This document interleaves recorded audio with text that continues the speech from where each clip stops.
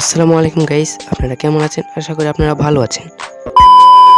তো আজকে আমি কোটা আন্দোলন সম্পর্কে আলোচনা করব। কিন্তু অন্য সব ইউটিউবারদের মতো কতজন শিক্ষার্থী আহত হয়েছে, কতজন শিক্ষার্থী নিহত হয়েছে, কোন কোন জায়গায় কী কী ক্ষতি হয়েছে, ক্ষতির জন্য বাংলাদেশের কী লস হয়েছে, এসব সম্পর্কে আলোচনা করব। বেশি কথা না বাড়িয়ে ভিডিওটি শুরু করা যায়। সময় কম, শুরু করো। ছাত্ররা যে জন্য কোটা আন্দোলন করলো তাও পূর্ণ পেল, বলতে গেলে সবই পূর্ণ পেল। শুধু অপূর্ণতা হলো হাজার হাজার মায়ের বুক খালি হয়ে গেল, মায়েদের কোল। প্রতিটা বাবা মার স্বপ্ন থাকে যে আমার ছেলে মেয়েকে লেখাপড়া করে বড় করব, সে বড় হয় চাকরি করবে, পৃথিবীতে আমরা সুখে শান্তিতে বসবাস করব, সেও সুখে শান্তিতে সংসার করবে।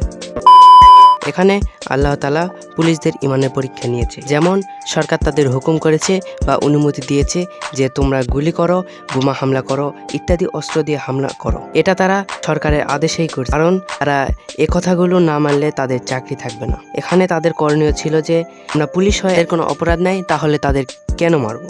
আমরা পুলিশ, আমাদের কাজ হলো জনগণের পাশে দাঁড়ানো, কিন্তু আমরা মানুষদের জীবনে মৃত্যু ডেকে আনবো। যদি সব পুলিশ বলতো আমরা নির্দোষ ছাত্রদের এভাবে মারতে পারবো না, তাহলে আমরা চাকরি করব না, কারণ আমরা কিয়ামতের দিন আল্লাহর কাছে কি জবাব দিব। এটা তাদের ইমানের পরীক্ষা। তারা মুমিন বান্দা, যে তারা পাপ কাজের জন্য উচিত কথা বলেছে এবং পাপ কাজ থেকে বের হয়ে এসেছে। পুলিশ ভাইদের কাছে অনুরোধ, সবাই 2 রাকাত তাহাজ্জুদ ও 5 ওয়াক্ত সালাত আদায় করে আল্লাহর কাছে ক্ষমা প্রার্থনা করবেন। আল্লাহ ক্ষমাশীল, নিশ্চয় ক্ষমা করবেন। खत्म। Bye bye, tata, goodbye, गया। ভিডিওটি ভালো লাগলে অবশ্যই লাইক দিবেন, চ্যানেলে নতুন হয়ে থাকলে অবশ্যই চ্যানেলটি সাবস্ক্রাইব করবেন পরবর্তীতে আমাদের ভিডিওগুলো সবার আগে পাওয়ার জন্য। তো আজকে ভিডিওটি এ পর্যন্তই, দেখা হবে নেক্সট কোনো ভিডিওতে। টেক কেয়ার, আল্লাহ হাফেজ, আসসালামু আলাইকুম।